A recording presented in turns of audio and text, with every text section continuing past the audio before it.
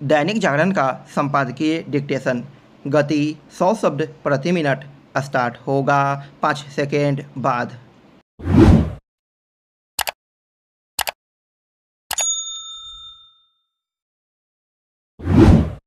Start. जैसे आसार थे वैसा ही हुआ। उत्तर प्रदेश में कांवड़ यात्रियों के मार्ग की दुकानों पर उनके मालिक का नाम लिखने के निर्देश का मामला सुप्रीम कोर्ट पहुंच गया। फिलहाल सुप्रीम कोर्ट ने इस निर्देश पर रोक लगा दी और चूँकि ऐसे ही निर्देश उत्तराखंड सरकार ने भी जारी किए थे और मध्य प्रदेश सरकार की ओर से भी जारी किए जाने की चर्चा हो रही थी, इसलिए उसने तीनों राज्य सरकारों को नोटिस जारी किए।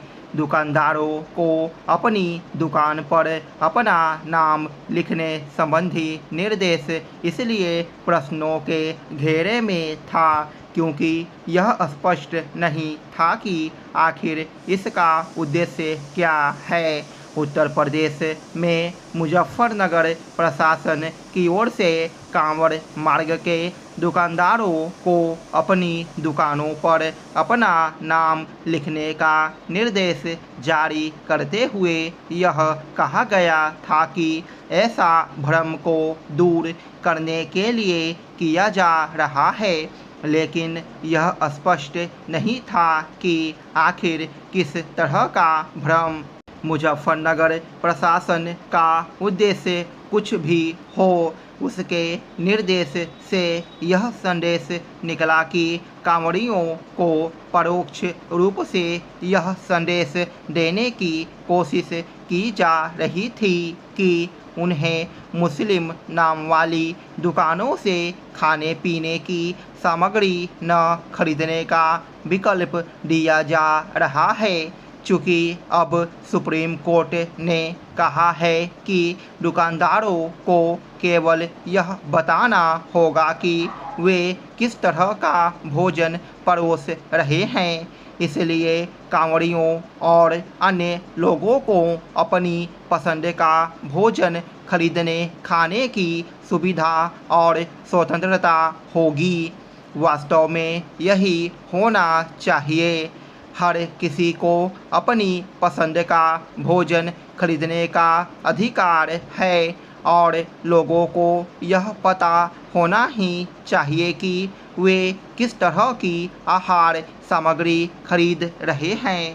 कांवड़ यात्री ही नहीं, अन्य अनेक लोग भी शाकाहार पसंद करते हैं और कई बार वे उस दुकान से भी शाकाहार लेने से बचते हैं जहां मांसाहार भी बनता बिकता है।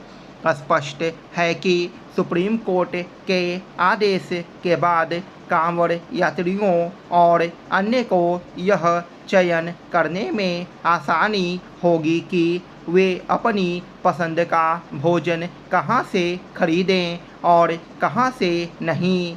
फिलहाल यह कहना कठिन है कि आगे इस मामले की सुनवाई करते हुए सुप्रीम कोर्ट किस नतीजे पर पहुंचेगा, लेकिन इसकी अनदेखी नहीं की जानी चाहिए कि कई धार्मिक यात्राओं में हर समुदाय के लोग अपनी दुकानें लगाते हैं।